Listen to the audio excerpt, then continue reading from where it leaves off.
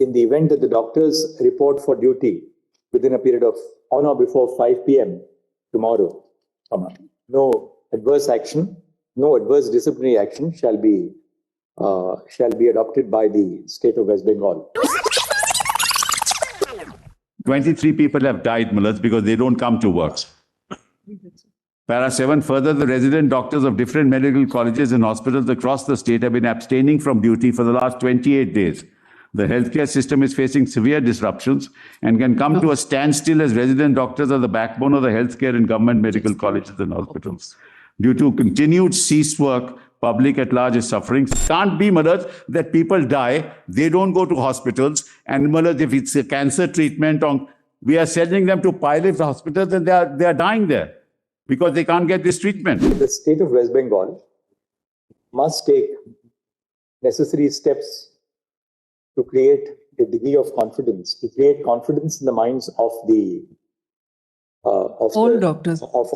doctors that their concerns in regard to security and safety are being duly attended to. In order to ensure this, all the respective district collectors and superintendents of police shall take stock of the situation and ensure that necessary conditions have been created for ensuring the safety and security of all doctors.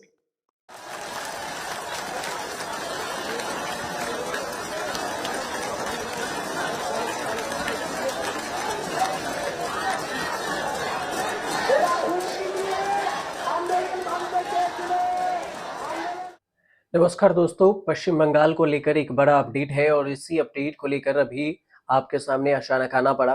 पश्चिम बंगाल के मुख्यमंत्री ममता बनर्जी ने 10 सितंबर को RG Kar medical college मामले पर गतिरोध को कम करने के लिए आंदोलनकारी जूनियर डॉक्टरों को राज्य सचिवालय में बैठक के लिए बुलाया था और इसके बाद उनसे कहा गया था जूनियर डॉक्टरों से कि आप आइए एक कमेटी बनाकर और सचिवालय में मिलिए।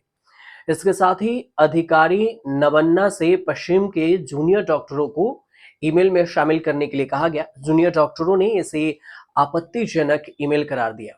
नवन्ना से पश्चिम बंगाल के जूनियर डॉक्टरों को ईमेल भेजकर गतिरोध तोड़ने के लिए तत्काल बैठक बुलाने के लिए कहा था, जिसमें सरकार ने उन्हें संदेश दिया कि अगर संभव हो तो आज नवन्ना आए और सीएम ममता बनर्जी नवन्ना में उनका इंतजार कर रही है। वहीं कैबिनेट मीटिंग के दौरान सीएम ममता बनर्जी ने कहा कि सभी मंत्रियों को डॉक्टर आंदोलन को लेकर कुछ भी बयान देने का कहने का पूर्ण रोक लगाया। उन्होंने ये भी कहा कि जो कहूंगी मैं कहूंगी और जो भी प्रदर्शनकारी हैं उन्हें 10 सितंबर को कहा गया कि वो आज पूरी तरह से धरने पर बैठे रहेंगे। प्रदर्शनकारियों का ये कहना था और उन्होंने कहा कि हम धरना खत्म नहीं करेंगे, स्वास्थ्य भवन के सामने से नहीं हटेंगे, यह फैसला लिया गया है। स्वास्थ्य विभाग द्वारा भेजे गए ईमेल को आपत्तिजनक करार देते हुए उन्होंने किसी भी तरह की बैठक में शिरकत करने से मना कर दिया। अनशन पर बैठे हुए छात्र अभी किसी भी फैसले या निर्णय या निष्कर्ष पर नहीं आए। कोलकाता रेप और मर्डर मामले में जो आरजीकर हॉस्पिटल के 51 ट्रेनी डॉक्टरों और अन्य डॉक्टरों को भी डराने धमकाने का आरोप लगा है और इस तरह के आरोप लगने के बाद इन छात्रों के खिलाफ जांच शुरू होने वाली है और सभी आरोपी छात्रों को जांच के लिए बुलाया गया। 51 डॉक्टरों और पीजीटी छात्रों को आरजीकर जो मेडिकल कॉलेज है एमसीएच में एंट्री नहीं करने के निर्देश दिए गए। साथ में जो 9 सितंबर को सुप्रीम कोर्ट में डॉक्टरों के वकील ने जूनियर डॉक्टरों को जो धमकियां दी गई थी उसको लेकर आरजीकर अस्पताल में मौजूद इस गिरोह के बारे में जानकारी दी। कोलकाता रेप मर्डर मामले पर सोमवार को सुप्रीम कोर्ट में सुनवाई हुई और इस दौरान चीफ जस्टिस डीवाई चंद्रचूड़ ने आरजीकर हॉस्पिटल को कुछ निर्देश भी जारी किए।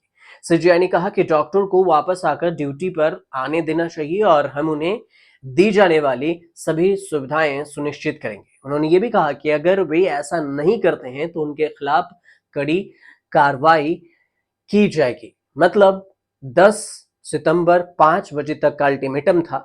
सुप्रीम कोर्ट ने आदेश दिया कि पुलिस यह सुनिश्चित करेगी कि सभी डॉक्टरों की सुरक्षा सुनिश्चित करने के लिए जरूरी परिस्थितियां बनाई जाए, जिसमें अलग अलग ड्यूटी रूम, शौचालय की सुविधा, सीसीटीवी कैमरे की व्यवस्था हो। डॉक्टरों को सबसे पहले काम पर लौटना चाहिए और उन्हें काम पर वापस आकर अपना काम पूरा करना चाहिए। सीजीआई ने यह भी कहा कि हमने 2 दिन का वक्त दिया है, युवा डॉक्टरों को अपने काम पर लौटना चाहिए। हम चाहते हैं कि जमीन पर क्या हो रहा है, आप पहले काम पर लौटें। जिला कलेक्टर और पुलिस अधीक्षक यानी एसपी सुनिश्चित करें। आपको काम पर लौटना ही होगा। अगर आप काम पर नहीं आते हैं तो आपके खिलाफ अनुशासनात्मक कार्रवाई की जाएगी और इसके लिए किसी को जिम्मेदार न ठहराएं। चीफ जस्टिस ने यह भी कहा कि आप यह नहीं कह सकते कि सीनियर डॉक्टर काम कर रहे हैं और इसलिए हम काम नहीं करेंगे। जूनियर डॉक्टरों का समाज के प्रति कर्तव्य बनता है। कोर्ट ने आदेश में यह भी कहा कि आदेश अगर नहीं मानते हैं तो राज्य सरकार को डॉक्टरों के खिलाफ एक्शन ले सकती है। जूनियर डॉक्टर ने सुप्रीम कोर्ट के आदेश को मानने से अब साफ इनकार कर दिया है। उन्होंने कहा है कि उन्हें पीड़िता को न्याय नहीं मिला है, इसलिए वे काम पर नहीं लौटेंगे। डेडलाइन खत्म होने के बाद भी उनका प्रदर्शन अभी भी जारी है। कुल मिलाकर देखा जाए तो सुप्रीम कोर्ट ने जो आदेश दिया था उस आदेश को जूनियर डॉक्टरों ने नहीं माना। ममता बनर्जी ने भी चिट्ठी लिखी और अपने वहां से एक जो सचिवालय आकर नवन्ना में सचिवालय आकर मिलने की कही। उन्होंने कहा कि एक टीम बनाइए और आप 5 से 7 लोगों की टीम बनाकर आकर हमसे मिलिए, हम उस पर विचार करेंगे। लेकिन जूनियर डॉक्टर इस पर भी नहीं माने। वो ये इस चीज को लेकर हैं कि आप मुख्य सचिव को बर्खास्त कीजिए, साथ में जो भी उनकी मांग है उस मांग पर जूनियर डॉक्टर अड़े हुए हैं। सबसे बड़ी बात तो यह है कि अगर सुप्रीम कोर्ट के जो आदेश थे उसको अगर जूनियर डॉक्टर नहीं माने हैं तो फिर सुप्रीम कोर्ट ने खुला आदेश ये दिया था कि अगर डॉक्टर नहीं मानते हैं आदेश तो राज्य सरकार कार्रवाई कर सकती है। अब देखना दिलचस्प ये होगा कि राज्य सरकार जूनियर डॉक्टरों के खिलाफ कार्रवाई क्या कुछ करती है। इस सब मामले के बीच में एक और जो सबसे बड़ा अपडेट रह गया आज उसके बारे में बता दें कि कुछ चैनल ये भी खबर चला रहे हैं कि संजय राय का एनकाउंटर कर दिया गया, जबकि ऐसा नहीं है। ये झूठी खबरें चलाई जा रही है, तो इससे आप सतर्क रहें। एनकाउंटर की कोई भी खबर सामने नहीं आई है। दूसरा एंगल ये भी है कि कहा जा रहा है कि संजय रॉय नहीं राय है, मतलब उसका कनेक्शन ममता सरकार बिहार से भी जोड़ रही है और कह रही है कि बाहरी वर्सेज जो राज्य के लोग हैं उनके बीच में भी राजनीति का खेल चल रहा है। तो कुल मिलाकर देखा जाए तो राज्य स्तरीय खेल से लेकर जो सुप्रीम कोर्ट ने स्वतः संज्ञान लिया था, इस पूरे मामले के बीच में एक अजीब सा मोड़ आकर अटका हुआ है। 17 सितंबर को सुप्रीम कोर्ट में दोबारा से सुनवाई होगी। सीबीआई पूरी रिपोर्ट पेश करेगी। आपकी जानकारी के लिए बता दें कि 8 और 9 अगस्त की दरमियानी रात को जूनियर डॉक्टर आजीकर मेडिकल कॉलेज के 31 साल की एक जूनियर डॉक्टर के साथ, जो ट्रेनी डॉक्टर थी, उनके साथ रेप और मर्डर की घटना घटित हुई। मुख्य आरोपी संजय राय को गिरफ्तार कर लिया गया है। बंगाल पुलिस के बाद हाईकोर्ट ने एक्शन लिया और हाईकोर्ट के आदेश के बाद सीबीआई के मामले में ये जांच है और सीबीआई इस पूरे मामले की जांच कर रही है। अगर इस पर कोई भी अपडेट आता है तो हम आपको जरूर बताएंगे। फिलहाल जो अपडेट है इसको लेकर ही अपडेट दी जा रही थी, इसकी जानकारी हमने आपको शेयर की। आपको ये वीडियो कैसी लगी हमें जरूर बताइएगा और अच्छी लगी हो तो चैनल को प्लीज सब्सक्राइब कर लीजिएगा।